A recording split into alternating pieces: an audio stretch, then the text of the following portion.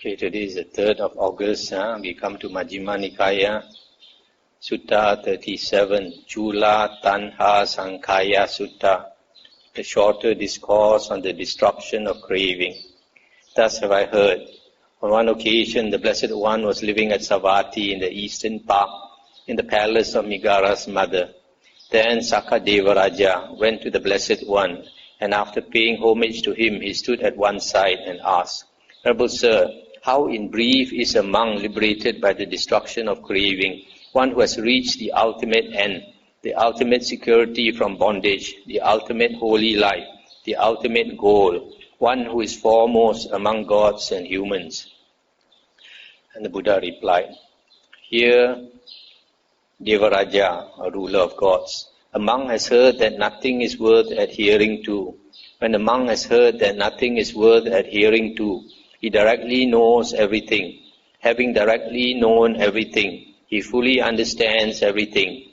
Having fully understood everything, whatever feeling he feels, whether pleasant or painful, or neither painful nor pleasant, he abides contemplating impermanence in those feelings, contemplating fading away, contemplating cessation, contemplating relinquishment. Contemplating thus, he does not cling to anything in the world. When he does not cling, he is not agitated. When he is not agitated, he personally attains Nibbana.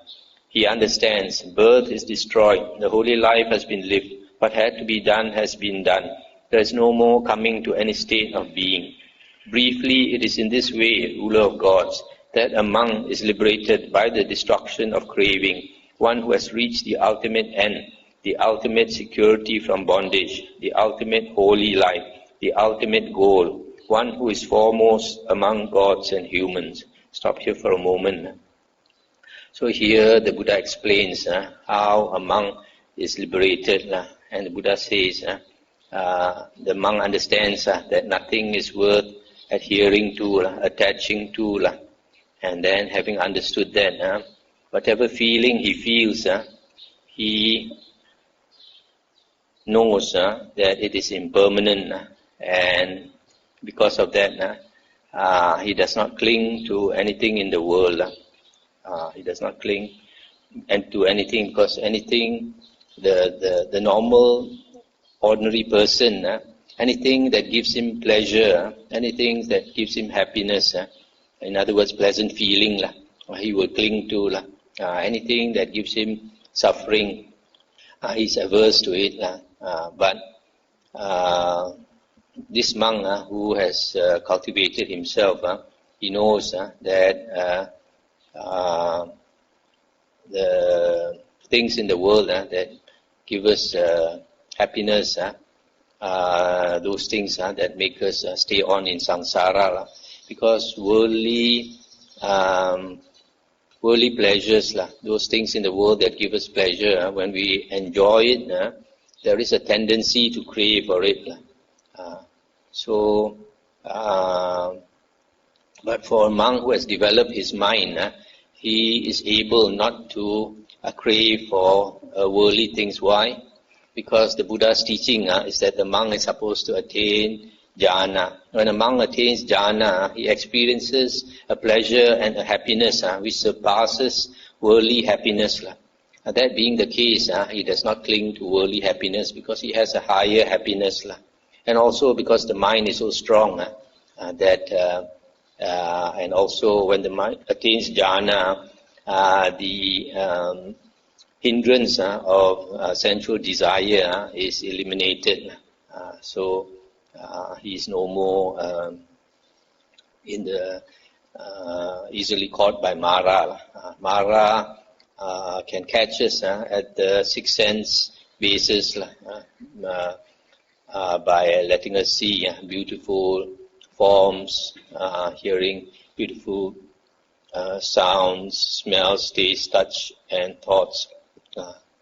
So that is the way. So a monk, if he does not cling to anything in the world, then he is not agitated. The mind is very peaceful, equanimous, and he can attain Nibbana. Then Sakka Devaraja, delighting and rejoicing in the Blessed One's words, paid homage to the Blessed One, and keeping him on his right, he vanished at once. Now on that occasion, the Venerable Mahamoggallana was sitting not far from the Blessed One. Then he considered, did that spirit penetrate to the meaning of the Blessed One's words when he rejoiced, or did he not? Suppose I found out whether he did or not. Then just as quickly as a strong man might extend his flexed arm, or flex his extended arm, the Venerable Mahamoggallana vanished from the palace of Nigara's mother in the eastern park and appeared among the gods of the 33, Tavatimsa heaven. Now on that occasion, Sakka Devaraja was furnished and endowed 100-fold with the 5 kinds of heavenly music, and he was enjoying it in the pleasure park of the single lotus. When he saw the Venerable Mahamoggallana coming in the distance, he dismissed the music, went to the Venerable Mahamoggallana and said to him, "Come, good Sir Moggallana, welcome, good Sir Moggallana. It is long, good Sir Moggallana, since you found an opportunity to come here. Sit down, good Sir Moggallana, this seat is ready." The Venerable Mahamoggallana sat down on the seat made ready, and Sakka took a low seat and sat down at one side. The Venerable Mahamoggallana then asked him, "Kosya, how did the Blessed One state to you in brief deliverance through the destruction of craving? It would be good if we might also get to hear that statement." Let's stop here for a moment. You notice here, when Venerable Mahamoggallana was invited to sit down, Sakka Devaraja took a lower seat. These devas, they have great respect for these arahants. And the Venerable Mahamoggallana called him Kosya. Kosya is one of the personal names or nicknames of the Sakka Devaraja. It seems the meaning is the owl. I don't know why they call him the owl. Good Sir Moggallana, we are so busy, we have so much to do, not only with our own business, but also with the business of the gods of the 33. Besides, good Sir Moggallana, what is well heard, well learned, well attended to, well remembered, does not vanish all of a sudden. Good Sir Moggallana, it once happened that war broke out between the gods, devas, and the asuras. Stop here for a moment. The devas are those devas under Sakka Devaraja, and the asuras are another type of deva in the heaven of the 33, which constantly fight with them. In that war, the devas won, and the asuras were defeated. When I had won that war and returned from it as a conqueror, I had the Vajrayanta palace built. Good Sir Moggallana, the Vajrayanta palace has 100 towers, and each tower has 700 upper chambers, and each upper chamber has 7 nymphs, and each nymph has 7 maids. Would you like to see the loveliness of the Vajrayanta palace? Good Sir Moggallana. The Venerable Mahamoggallana consented in silence. I'll stop here for a moment. Maybe I continue. Then Sakka Devaraja and the divine King Vesavana went to the Vajrayanta palace, giving precedence to the Venerable Mahamoggallana. Stop here for a moment. This King Vesavana is the king of the Yakas. King of the Yakas. The Yaka Devaraja is Vesavana. When the maids of Sakka saw the Venerable Mahamoggallana coming in the distance, they were embarrassed and ashamed, and they went each into their own rooms. Just as a daughter-in-law is embarrassed and ashamed on seeing her father-in-law, so too, when the maids of Sakka saw the Venerable Mahamoggallana coming, they were embarrassed and ashamed, and they went each into their own rooms. Then Sakka Devaraja and the divine King Vesavana had the Venerable Mahamoggallana walk all over and explore the Vajrayanta palace. See, good Sir Moggallana, this loveliness of the Vajrayanta palace. See, good Sir Moggallana, this loveliness of the Vajrayanta palace. And Venerable Mahamoggallana said, it does the Venerable Kosya credit as one who has formerly made merit. And whenever human beings see anything lovely, they say, sirs, it does credit to the gods of the 33. It does the Venerable Kosya credit as one who has formerly made merit. Stop here for a moment. So this Sakadevaraja, having done a lot of good deeds in the past, now he is born as Devaraja in this heaven of the 33. He's enjoying life. If you look at the description, his palace has 100 towers, and each tower has 700 upper chambers, and each upper chamber has 7 nymphs, and each nymph has 7 maids. So if the nymphs are supposed to be his wives. So if you multiply 100 towers by 700 upper chambers by 7 Devis, you get 490,000 Devis. So he's got 500,000 wives. Not to mention the maids. Maids number about 3.5 million. So you see his great blessing.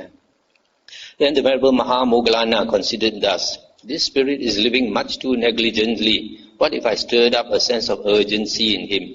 Then the Venerable Mahamoggallana performed such a feat of supernormal power that with the point of his toe he made the Vejayanta palace shake and quake and tremble. Sakka and the divine king Vesavana and the gods of the 33 were filled with wonder and amazement, and they said, Sirs, it is wonderful, it is marvelous, what power and might the recluse has, that with the point of his toe he makes the heavenly region shake and quake and tremble. When the Venerable Mahamoggallana knew that Sakka, ruler of the gods, or Devaraja, was stirred to a sense of urgency with his hair standing on end, he asked him, Kosya, how did the Blessed One state to you in brief deliverance through the destruction of craving? It would be good if we might also get to hear that statement. Stop here for a moment. So you see, when the Venerable Mahamoggallana arrived at the heaven, the first thing he did was to ask Sakka Devaraja to repeat what the Buddha said. But this Devaraja, he wanted to show Venerable Mahamoggallana his beautiful palace and brought him all around. He forgot about the question. So Venerable Mahamoggallana saw that this Devaraja was living in such luxury with 500,000 wives. So he decided to make him a bit frightened. So with his toe, he shook the whole heaven, and this Sakka Devaraja's hair also stood on end. But because they have psychic power, they knew that Venerable Moggallana was the one who did it. And he said, Good Sir Moggallana, I went to the Blessed One, and after paying homage to him, I stood at one side and said, Venerable Sir, how in brief is a monk liberated by the destruction of craving, one who has reached the ultimate end, the ultimate security from bondage, the ultimate holy life, the ultimate goal, one who is foremost among gods and humans? And the Buddha replied. When this was said, Good Sir Moggallana, the Blessed One told me, Hear, ruler of gods, a monk has heard that nothing is worth adhering to. When a monk has heard that nothing is worth adhering to, he directly knows everything. Having directly known everything, he fully understands everything. Having fully understood everything, whatever feeling he feels, whether pleasant or painful, or neither painful nor pleasant, he abides contemplating impermanence in those feelings, contemplating fading away, contemplating cessation, contemplating relinquishment. Contemplating thus, he does not cling to anything in the world. When he does not cling, he is not agitated. When he is not agitated, he personally attains Nibbana. He understands birth is destroyed, the holy life has been lived, what had to be done has been done, there is no more coming to any state of being. Briefly, it is in this way, Devaraja, that a monk is liberated by the destruction of craving, one who has reached the ultimate end, the ultimate security from bondage, the ultimate holy life, the ultimate goal, one who is foremost among gods and humans. That is how the Blessed One stated to me in brief, deliverance through the destruction of craving. Good Sir Moggallana. Stop here for a moment. So you see, this Devaraja, his memory is very good. He can repeat exactly what the Buddha said.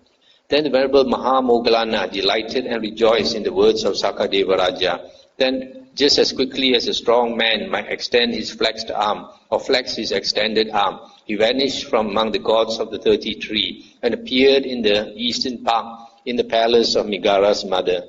You see here, these arahants, their psychic power is much greater than the devas. He can just disappear from the heaven of the 33 and immediately appear on earth. Then soon after the Venerable Mahamoggallana had gone, the attendants of Sakadeva Raja asked him, "Good sir, was that your teacher, the Blessed One?" And he replied, "No, good sirs, that was not my teacher, the Blessed One. That was one of my companions in the holy life, Venerable Mahamoggallana." And they said, "Good sir, it is a gain for you that your companion in the holy life has such power and might. Oh, how much more so that the Blessed One is your teacher." Stop here for a moment. So here Sakadeva Raja said Mahamoggallana is his companion in the holy life. Why? Because they have the same teacher, Buddha. So in Chinese, Venerable Mahamoggallana is Sakadeva Raja's Sisyong, Suhia. In the Nikāya Sutta 21, we find that Sakadeva Raja, after meeting the Buddha and learning some Dhamma, he became a Sotapanna.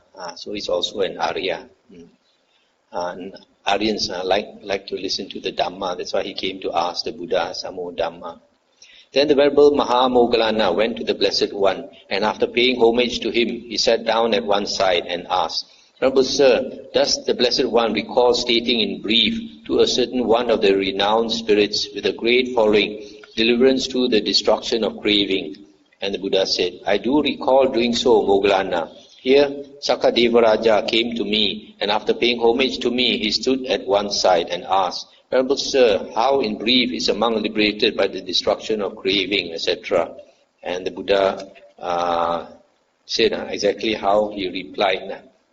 That is how I recall stating in brief to Sakadeva Raja, deliverance to the destruction of craving. That is what the Blessed One said. The Venerable Mahamoggallana was satisfied and delighted in the Blessed One's words." That's the end of the sutta. So this sutta doesn't have that much Dhamma, but it's interesting how Sakadeva Raja is so blessed that he spends his days enjoying himself, entertained by the Devis with 5 kinds of heavenly music in the pleasure park of the single lotus. And he has this huge palace with 500,000 wives.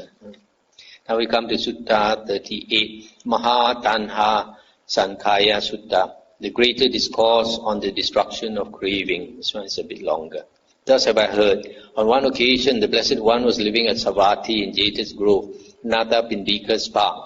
Now on that occasion a pernicious view had arisen in a monk named Sati, son of a fisherman, thus, "As I understand the Dhamma taught by the Blessed One, it is this same consciousness that runs and wanders through the round of rebirths, not another." I'll stop here for a moment. So here, this Sati has this wrong view that it is the same consciousness that goes from birth to birth to the round of samsara. Several monks, having heard about this, went to the monk Sati and asked him, "Friend Sati, is it true that such a pernicious view has arisen in you?" And he said, "Exactly so, friends. As I understand the Dhamma taught by the Blessed One, it is this same consciousness that runs and wanders through the round of rebirths, not another."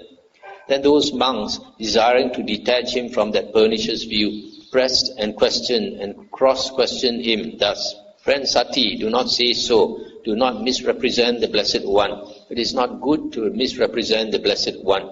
The Blessed One would not speak thus, for in many discourses the Blessed One has stated consciousness to be dependently arisen, since without a condition there is no origination of consciousness."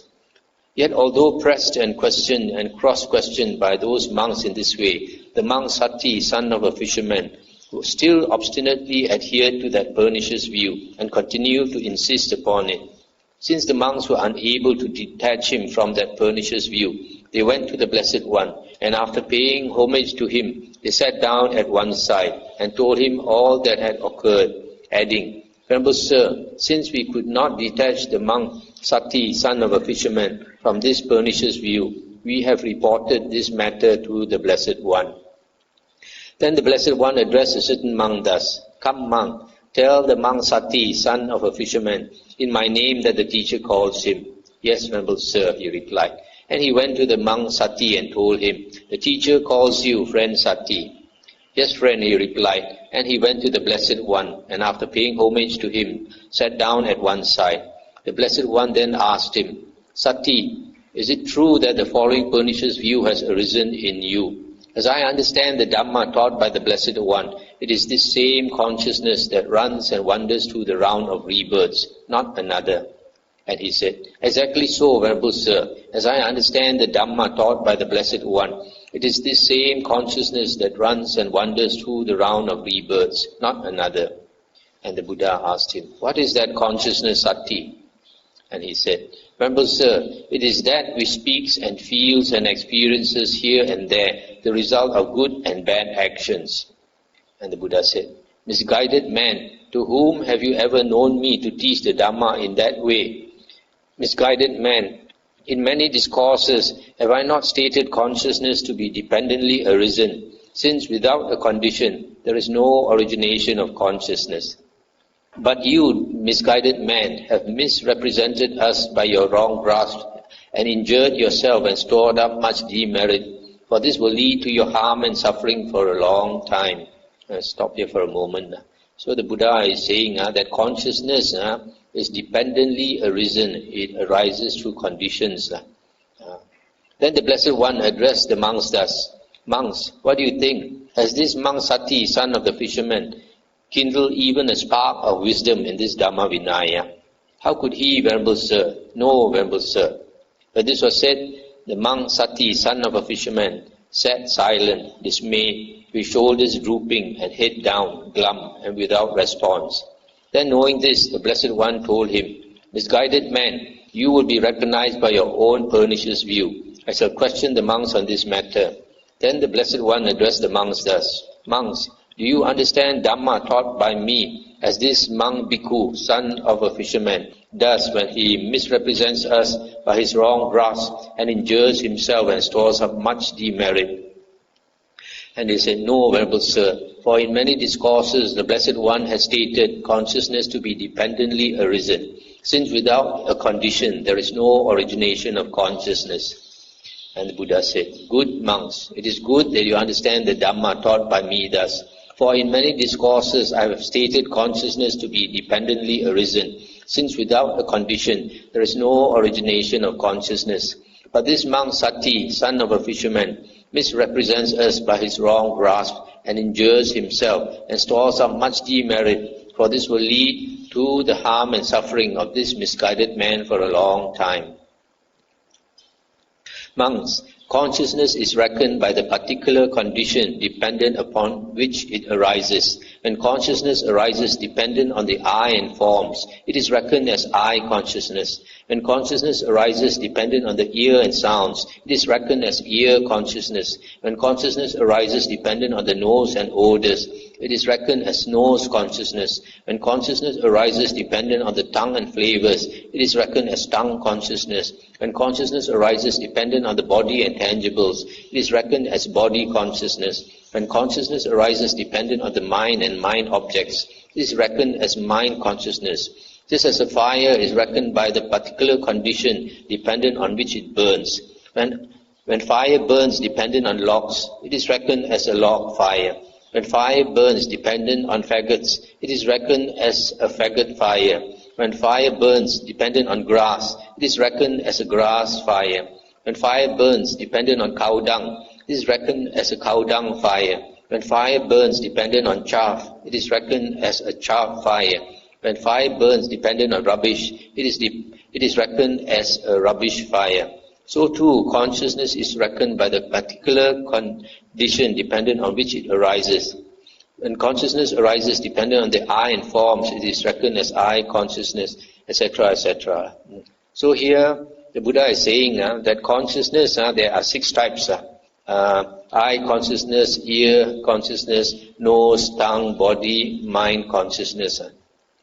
And these 6 consciousness, each one of them arises through conditions. For example, the eye consciousness arises because of forms coming before the eye, and the consciousness arises, and when you pay attention, there's a meeting of the tree, then there is contact. So these 6 consciousness, they arise and pass away, arise and pass away, each one arising and passing away. So it is so fast, consciousness arises and passes away so fast. The Buddha says nothing works so fast as the mind. Nothing is faster than the mind. So even in 1 second, we don't know how many consciousness arises and passes away. It is so extremely fast that a normal person cannot detect. So you think that consciousness is continuous, but it's not continuous. It arises and passes away, arises and passes away. Just as I gave the simile of the neon lights, the lights, one on and off, another one on and off, and it goes in a line. Then you see the line as though it's a continuous line moving. It seems like a continuous line moving, but actually it's not moving. Monks, do you see this has come to be? Yes, Venerable Sir. Monks, do you see its origination occurs with that as nutriment? Yes, Venerable Sir. Monks, do you see with the cessation of that nutriment, what has come to be is subject to cessation? Yes, Venerable Sir. I stop here for a moment. So this has come to be, according to the commentary, this is the 5 aggregates. 5 aggregates has come to be, and its origination occurs with condition, nutriment, and with the cessation of that nutriment, it will cease. But then another way of looking at it is also, you can say, a being has come to be.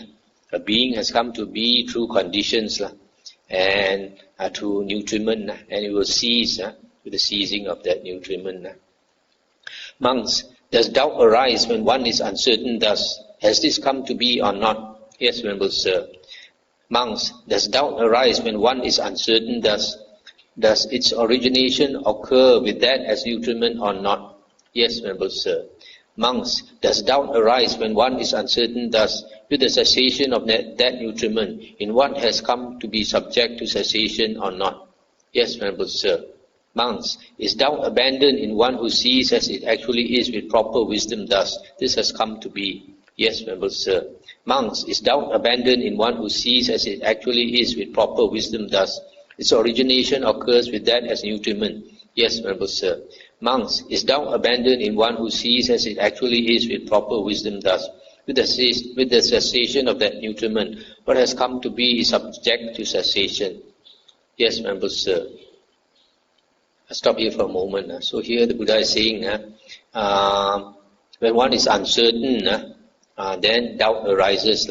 But when one sees as it actually is with proper wisdom, then doubt is abandoned. Now how does one see with proper wisdom? When one's mind is clear of the 5 hindrances. Only when your mind is clear of the 5 hindrances, then you can see things as they actually are. Then doubt will be abandoned. Doubt is one of the 5 hindrances.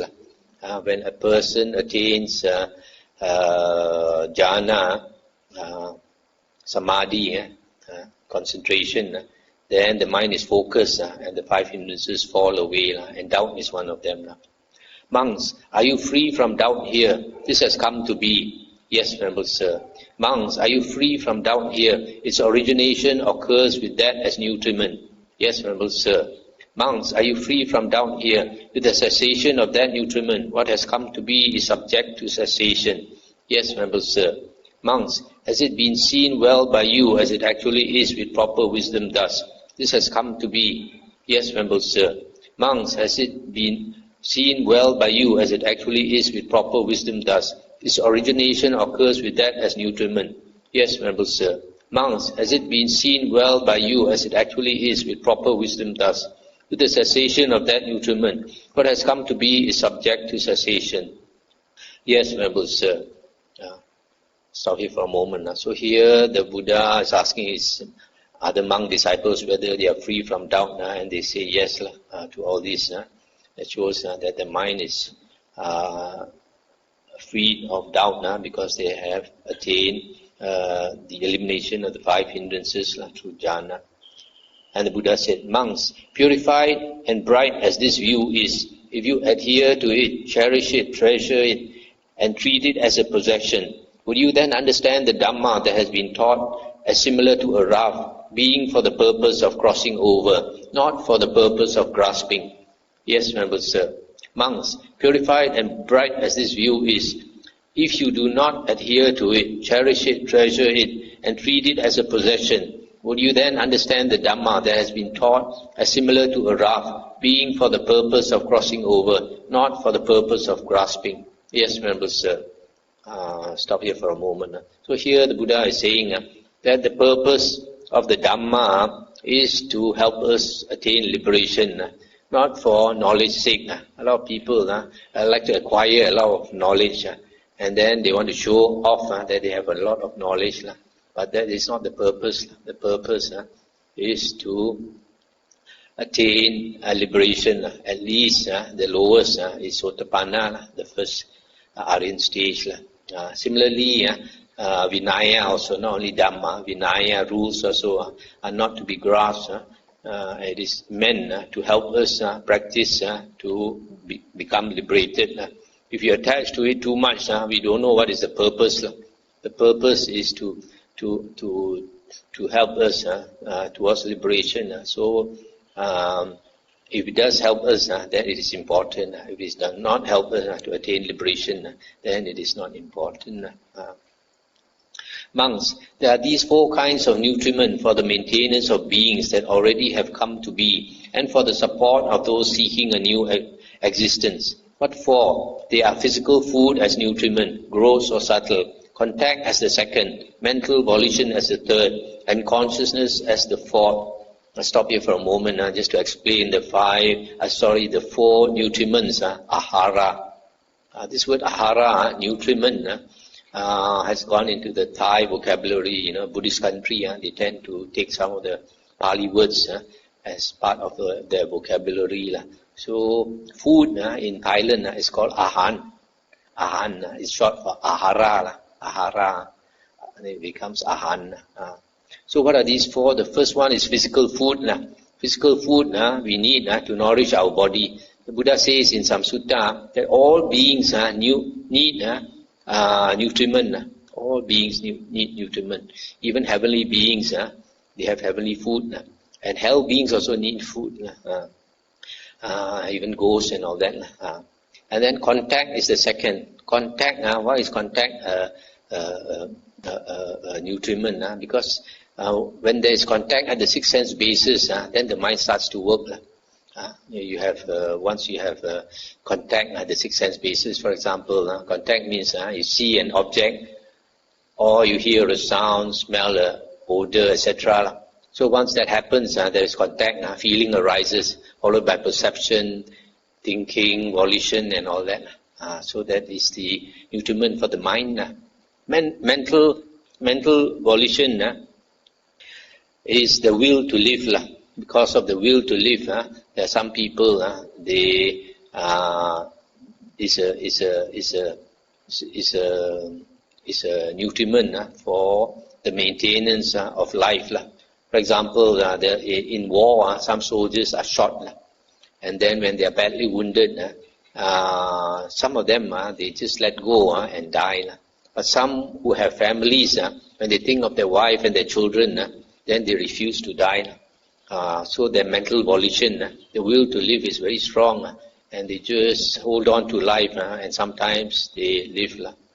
Consciousness is nutriment to the being in the womb. When this egg in the womb is fertilized by the sperm, then that is the condition for consciousness to descend into the womb, and then it is a nutriment for for beings seeking a new existence. So the first three is the maintenance. The first three is for maintenance of beings that have already come to be. The fourth consciousness is for the support of those seeking a new existence. These are the four nutriments. Now monks, these four kinds of nutriment have what as their source, what as their origin, from what are they born and produced. These four kinds of nutriment have craving as their source, craving as their origin. They are born and produced from craving. And it is this craving, and this craving has what as its source? Craving has feeling as its source. And this feeling has what as its source? Feeling has contact as its source. And this contact has what as its source? Contact has the sixfold base as its source. And this sixfold base has what as its source? The sixfold base has mentality, materiality as its source, Namarupa. And this mentality, materiality has what as its source? Mentality, materiality has consciousness as its source. And this consciousness has what as its source? Consciousness has volition, sankhara as its source. And this volition has what as its source? What as its origin? From what is it born and produced? Volition has ignorance as its source. Ignorance as its origin. It is born and produced from ignorance. So monks, with ignorance as condition, volition comes to be. With volition as condition, consciousness. With consciousness as condition, mentality, materiality. With mentality, materiality as condition, the sixfold base.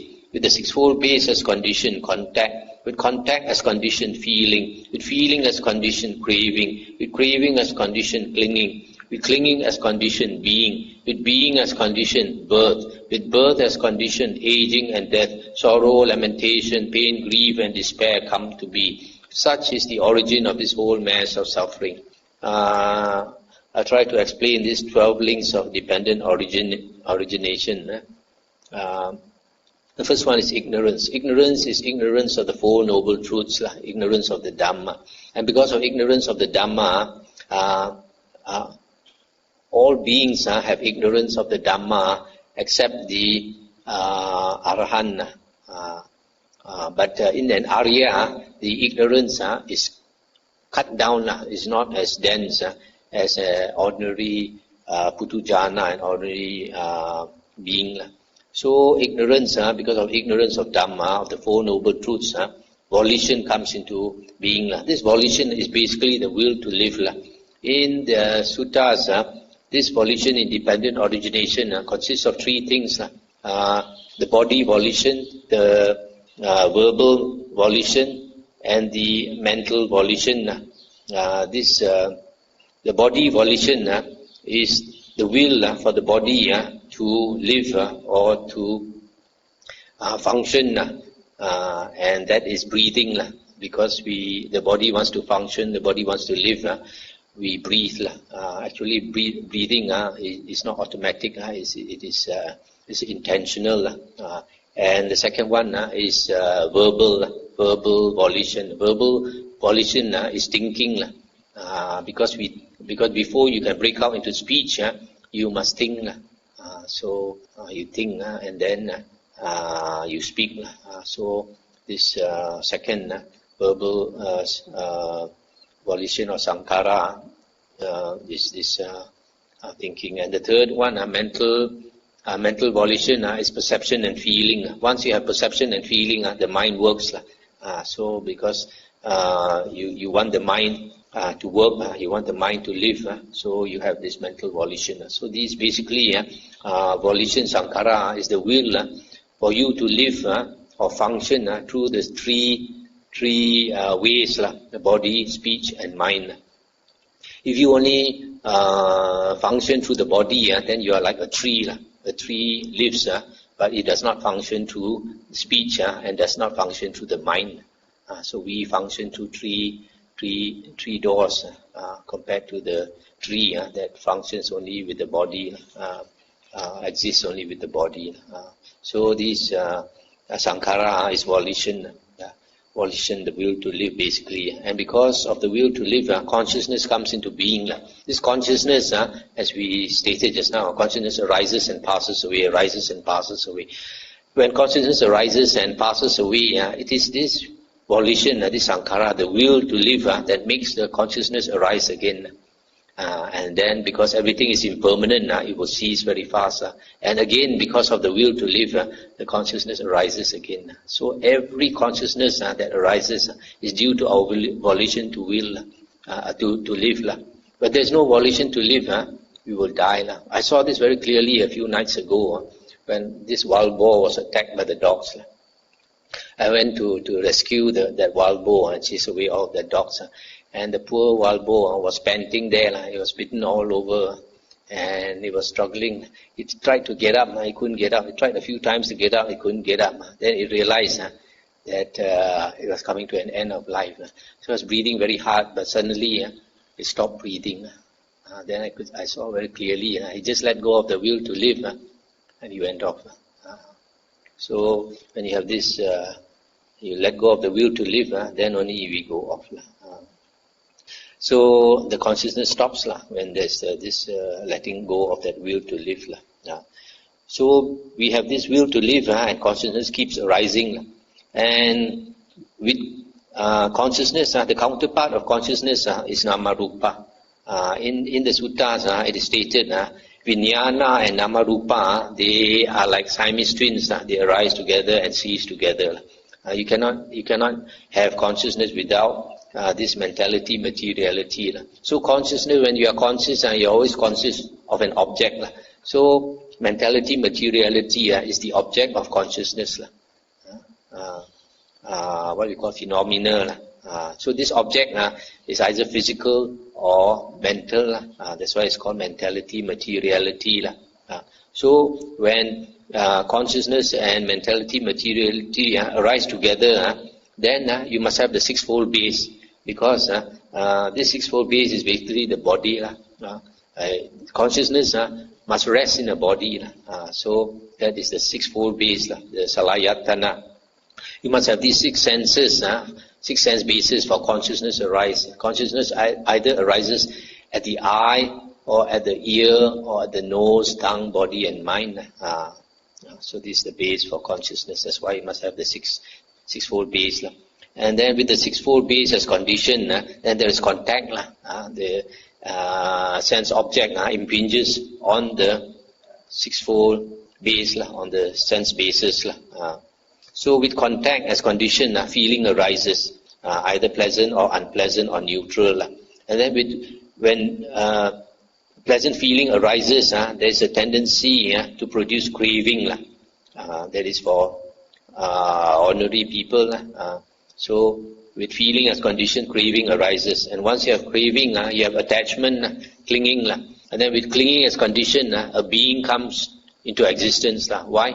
Because when we enjoy something and we crave for it, you want it very much. When you want something, there is the object, there must be the subject. The subject and the object must come together. So when you attach to something very strongly, that I comes into, I want this, I cannot do with this, I cannot live without this. So that I comes, that I am comes into being. So once you have that I am, that being come into existence, then there is birth. This you can see how the difference between, say, like a human being and a plant. A plant also has consciousness, like is conscious of sunlight. For example, it tends to go and reach for sunlight. But because it does not think, it does not have craving, so the being does not come into existence. So because we have a being, we are aware when the body arises in the world, we say we are born. You don't say the body is born, you say I am born on such and such a date. Whereas for the tree, when the tree is born, it does not think I am born. There's no concept of my birth. But because we have an I, we have the concept of my birth. So we have birth. Once you have being, then you have birth. And once you have birth, you see yourself in the world. Then you see yourself aging, sickening, dying. So it comes along with sorrow, lamentation, pain, grief and despair. All the suffering arises because you have that I and you are born into the world. Because the world is impermanent. So being impermanent, everything changes. So you must grow old, you must become sick and die. That's why the origin of the whole mass of suffering. With birth as condition, be it aging and death, so it was said. Now monks, do aging and death have birth as condition or not? Or how do you take it in this case? And they replied, aging and death have birth as condition, Venerable Sir. Thus we take it in this case, with birth as condition, aging and death.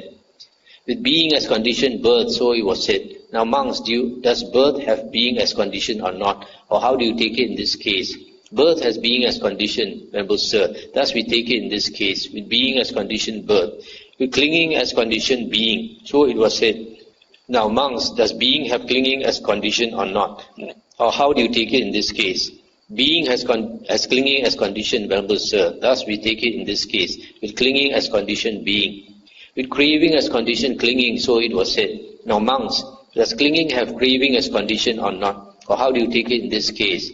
So the Buddha asked them in this way for all the 12 links of dependent origination, and they answered the Buddha in the same way. Then the Buddha said, good monks, so you say thus, and I also say thus. When this exists, that comes to be. With the arising of this, that arises. That is, with ignorance as condition, volition comes to be. With volition as condition, consciousness, etc. Up to aging and death, sorrow, lamentation, pain, grief and despair come to be. Such is the origin of this whole mass of suffering. Stop here for a moment. So here the Buddha is giving this formula for dependent origination in a concise form. When this exists, that comes to be. With the arising of this, that arises. So when something exists, it brings about something else that arises. Because of arising of this, it brings on the arising of that. But with the remainderless fading away and cessation of ignorance comes cessation of volition. With the cessation of volition, cessation of consciousness. With the cessation of consciousness, cessation of mentality, materiality. With the cessation of mentality, materiality, cessation of the sixfold base. With the cessation of the sixfold base, cessation of contact. With the cessation of contact, cessation of feeling. With the cessation of feeling, cessation of craving. With the cessation of craving, cessation of clinging. With the cessation of clinging, cessation of being. With the cessation of being, cessation of birth. With the cessation of birth, aging and death, sorrow, lamentation, pain, grief and despair cease. Such is the cessation of this whole mass of suffering. With the cessation of birth, cessation of aging and death, so it was said. Now monks, do aging and death cease with the cessation of birth or not? Or how do you take it in this case? Aging and death cease with the cessation of birth, Venerable Sir. Thus we take it in this case, with the cessation of birth, cessation of aging and death. So in the same way, the Buddha repeats, asks them the whole of the 12 links, and they answer in the same way.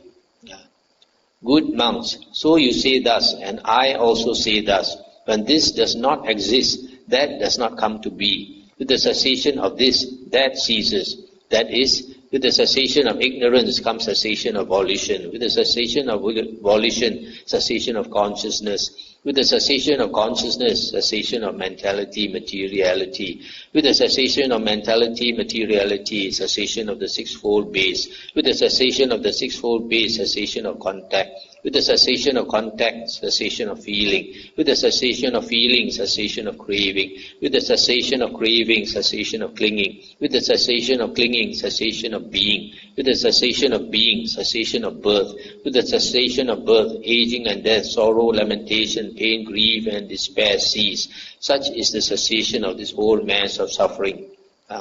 So here the Buddha says, when this does not exist, when this ceases, that does not come to be. With the cessation of this, that ceases. Monks, knowing and seeing in this way, would you run back to the past thus? Were we in the past? Were we not in the past? What were we in the past? How were we in the past? Having been what? What did we become in the past? No, Venerable Sir. Knowing and seeing in this way, would you run forward to the future thus? Shall we be in the future? Shall we not be in the future? What shall we be in the future? How shall we be in the future?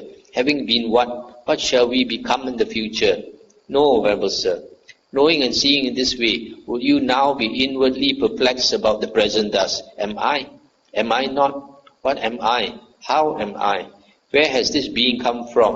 Where will it go? No, Venerable Sir. Monks, knowing and seeing in this way, would you speak thus? Before I come to that. So here the Buddha is saying that if a monk understands dependent origination, he understands that all are due to conditions, then he would not run into the past. He would not think of his past. Who was he in the past and all these things. And he would also not think of the future. And he would not be perplexed or doubtful about the present, whether he exists or not and all this. Monks, knowing and seeing this way, would you speak thus? The teacher is respected by us. We speak as we do out of respect for the teacher. No, Venerable Sir. Stop here for a moment. So here the Buddha is asking them, when you know and you see, do you say that we speak in this way, we answer in this way out of respect for the teacher? And they said, no, Venerable Sir. What they mean is that it is because they understand that they answer in this way, and they speak in this way, they speak according to the Dhamma in this way, not because of respect for the teacher, because of respect for the Buddha, but because they personally understand and see things clearly, not just out of respect for the Buddha. Knowing and seeing in this way, would you speak thus? The recluse says this, and so do other recluses, but we do not speak thus. No, Venerable Sir. Knowing and seeing in this way, would you acknowledge another teacher? No, Venerable Sir. Knowing and seeing in this way, would you return to the observances, tumultuous debates, and auspicious signs of ordinary recluses and Brahmins, taking them as the core of the holy life? No, Venerable Sir. Do you speak only of what you have known, seen, and understood for yourselves? Yes, Venerable Sir.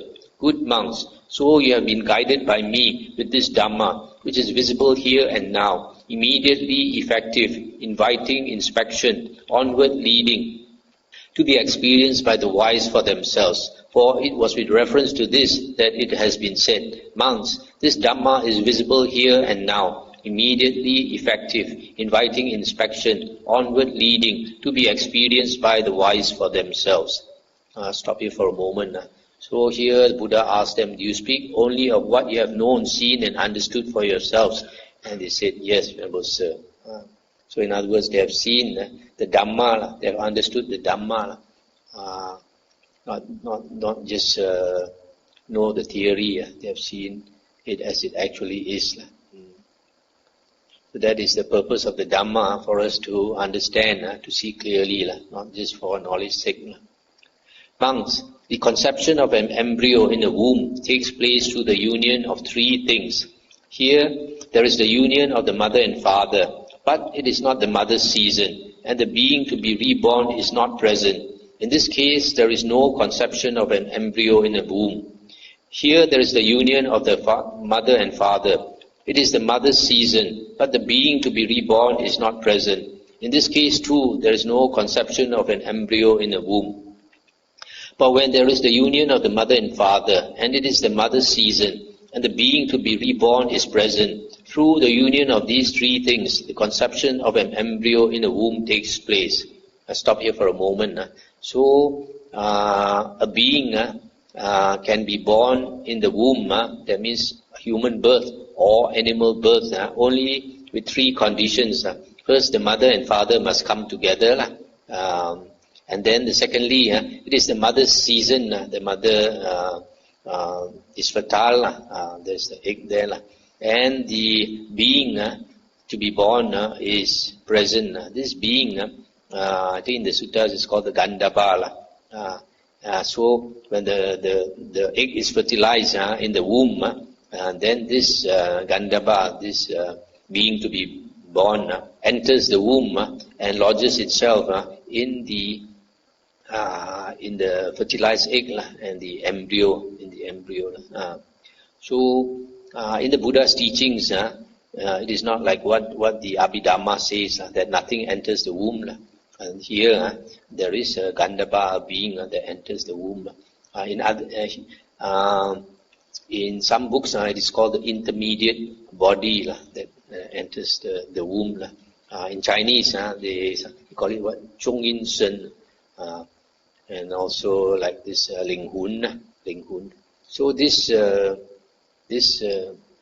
being that enters the womb, you can call it a soul or so. It's just a bundle of energy that enters the womb. The difference between the soul in other religions and in Buddhism is that in other religions the soul is something that is permanent, everlasting, unchanging. But in Buddhism, everything is a flux of conditions. Everything in the world, including the soul, is just a bundle of energy. There's no difference between a human being as a bundle of energy and a ghost as a bundle of energy, or a deva as a bundle of energy, or a soul as a bundle of energy. That's why you can see in one of the psychic powers of the Buddha, from the human body of the Buddha, this astral body can come up through his head, and he can go and talk to his disciples with the astral body. So this concept of a soul, although many monks say there is no soul, it is just a wrong translation. The word anatta is not that there is no soul. The word anatta means there is no being that is unchanging, permanent, everlasting. Everything is changing. There's no single thing. Even the cell, so small, is changing. Even an atom, so small, is changing. The mother then carries the embryo in her womb for 9 or 10 months with much anxiety as a heavy burden. Then at the end of 9 or 10 months, the mother gives birth with much anxiety as a heavy burden. Then when the child is born, she nourishes it with her own blood. For the mother's breast milk is called blood in the noble one's discipline. When he grows up and his faculties mature, the child plays at such games as toy plows, tip cat, somersaults, toy windmills, toy measures, toy cars, and a toy bow and arrow. When he grows up and his faculties mature still further, the youth enjoys himself provided and endowed with the 5 chords of sensual pleasure, with forms cognizable by the eye, sounds, odors, flavors, tangibles that are wished for, desired, agreeable and likable, connected with sensual desire and provocative of lust. Stop here for a moment. So this embryo is born and then grows up, and as a child he plays with childish toys, games. But when he grows up, then he wants to enjoy the 5 chords of sensual pleasure. On seeing a form with the eye, he lusts after it if it is pleasing. He dislikes it if it is unpleasing. He abides with mindfulness of the body, unestablished, with a limited mind, and he does not understand as it actually is the deliverance by mind and deliverance by wisdom, wherein those evil, unwholesome states cease without remainder. Engaged as he is in favoring and opposing, whatever feeling he feels, whether pleasant or painful, or neither painful nor pleasant, he delights in that feeling, welcomes it, and remains holding to it. As he does so, delight arises in him. Now delight in feelings is clinging. With his clinging as condition, being comes to be. With being as condition, birth. With birth as condition, aging and death, sorrow, lamentation, pain, grief, and despair come to be. Such is the origin of this whole mass of suffering. Similarly, on hearing a sound with the ear, smelling an odor, tasting a flavor, touching a tangible, cognizing a mind object, he lusts after it if it is pleasing. He dislikes it if it is unpleasing. Now, delight in feelings is clinging. With clinging as condition, being comes to be. With being as condition, birth. With birth as condition, aging and death, sorrow, lamentation, pain, grief, and despair come to be. Such is the origin of this whole mass of suffering. Stop here for a moment. So here the Buddha is talking about an ordinary person. After he's born, he grows up, and then he enjoys the 5 chords of sensual pleasure. And when he enjoys the 5 chords of sensual pleasure, he lusts after it if it is pleasing, and dislikes it if it is unpleasing. And because of that, he goes round the cycle of births and deaths. Here monks, a Tathagata appears in the world, Arahant Sammasambuddha, etc. So this is same as Sutta 27, Majjhima Nikāya, paragraph 11 to 18. This is a description of charana, how a person after listening to the Dhamma of the Buddha becomes a monk, and then after that he cultivates the practice of a monk or the conduct of a monk, and then he purifies his mind from doubt. Having thus abandoned these 5 hindrances, imperfections of the mind that weaken wisdom, quite secluded from sensual pleasures, secluded from unwholesome states, he enters upon and abides in the first jhana. With the stilling of applied and sustained thought, he enters upon and abides in the second jhana. With the fading away as well of delight, he enters upon and abides in the third jhana. With the abandoning of pleasure and pain, he enters upon and abides in the fourth jhana, which has neither pain nor pleasure, and purity of and utter purity of sati and equanimity. So this monk, after becoming a monk, he practices the conduct of a monk and then attains the 4 jhanas. Then, on seeing a form with the eye, he does not lust after it if it is pleasing. He does not dislike it if it is unpleasing. He abides with mindfulness of the body established with an immeasurable mind, and he understands as it actually is the deliverance by mind and deliverance by wisdom, wherein those evil, unwholesome states cease without remainder.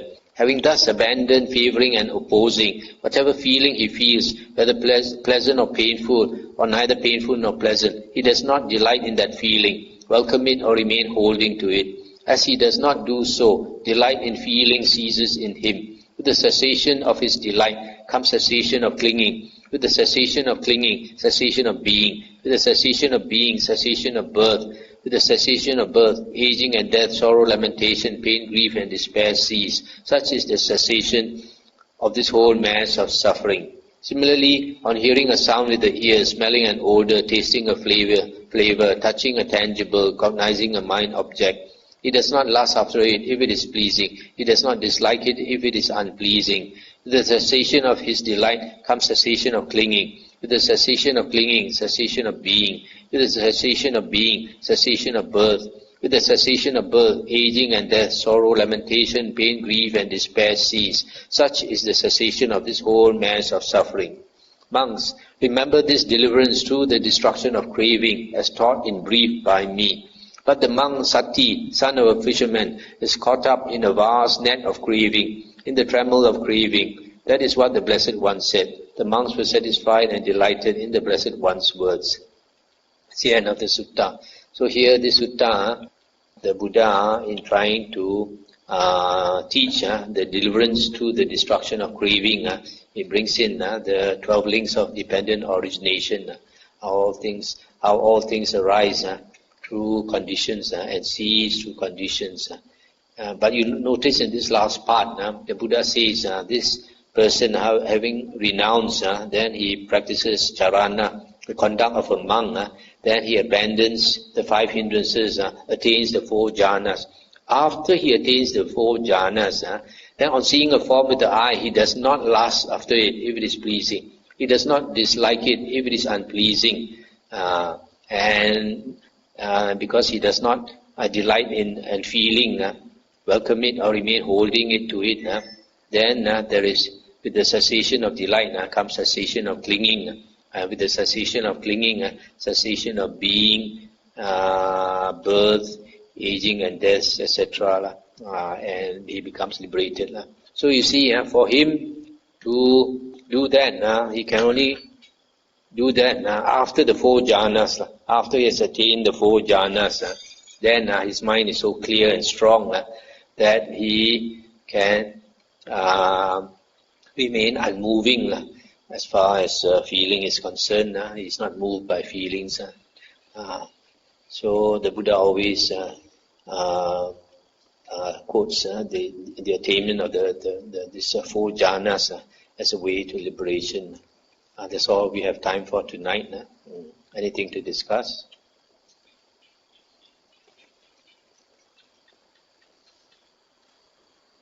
Bhante. Bhante, just want to check on the Buddha described the monk Sati as being caught up in a vast net of craving and a camel of craving. So at first he apprehended him because he has wrong view and thinking that consciousness is permanent. I think 361 message. Yeah. So was wondering, could it be that it's more than just his wrong view, Bhante? I think what the Buddha is trying to say, that saying about him caught up in craving, is that he has not seen non-self, because if you say it is the same consciousness that runs and wanders through the round of rebirths, then that means it is unchanging consciousness. That would be the self. So when you have the self, then you have the craving. So probably that is what the Buddha's meant. It's not let go of the self. Bhante, this dependent origination, does it apply in the Rupa and Arita world? This one, the Buddha, 12 links of dependent origination, is basically about human beings. But if we investigate, let's see, does it apply?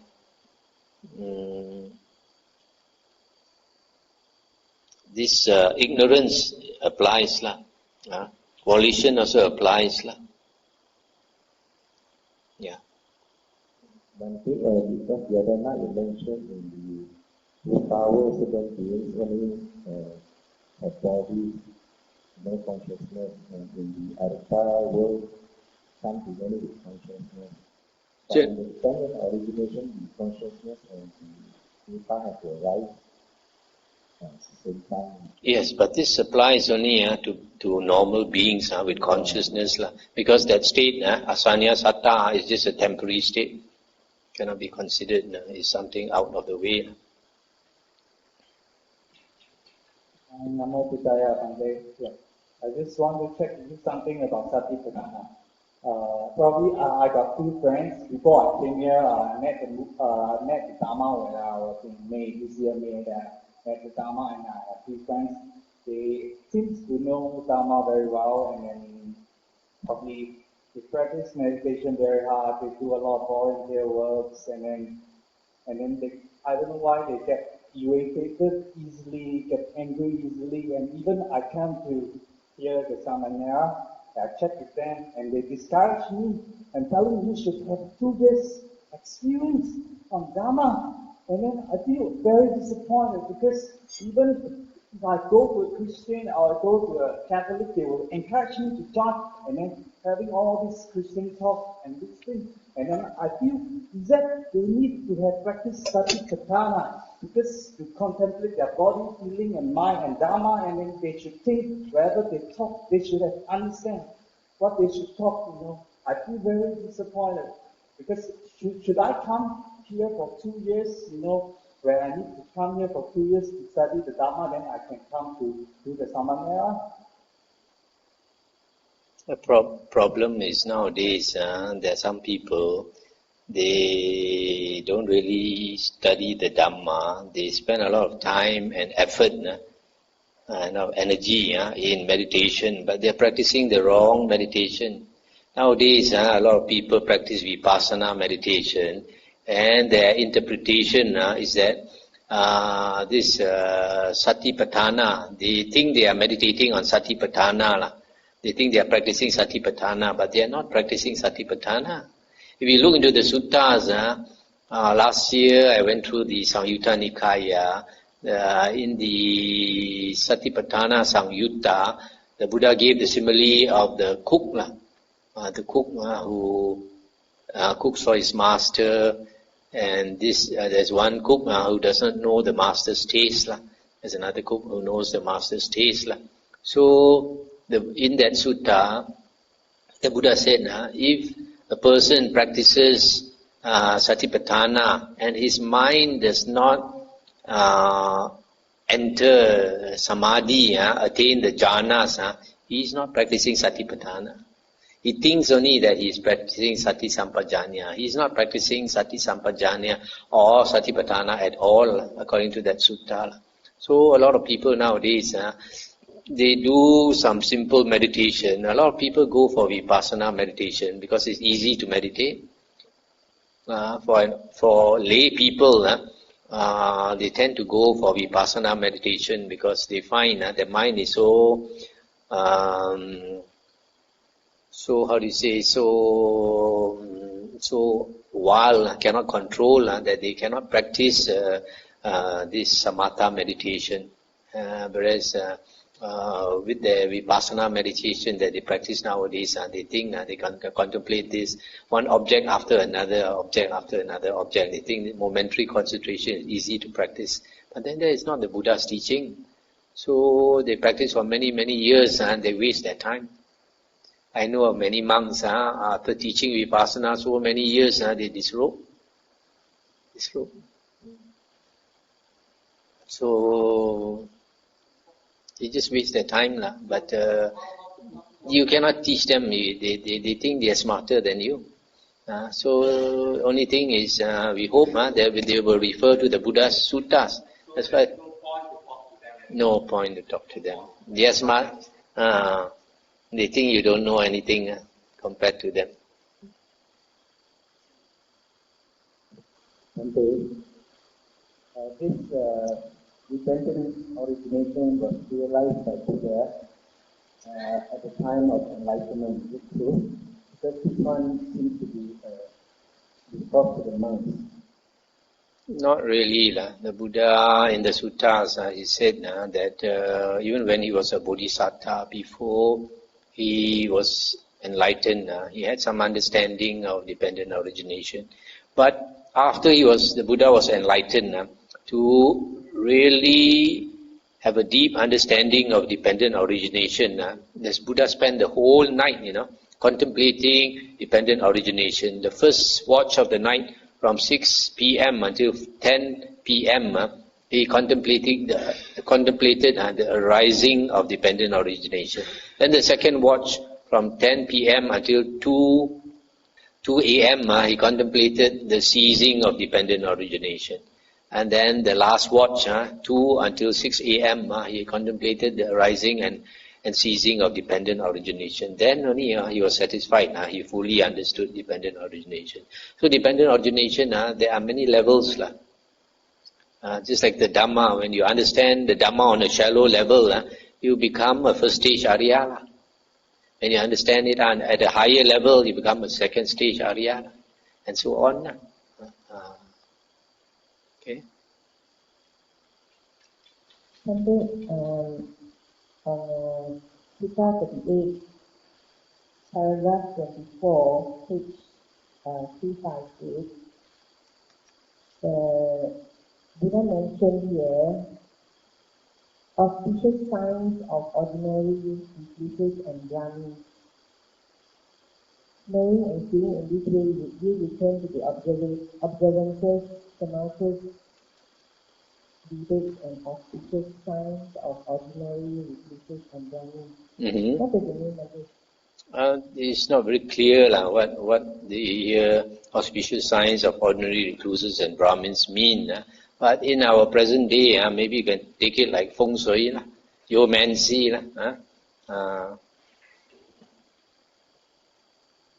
Okay, we end here.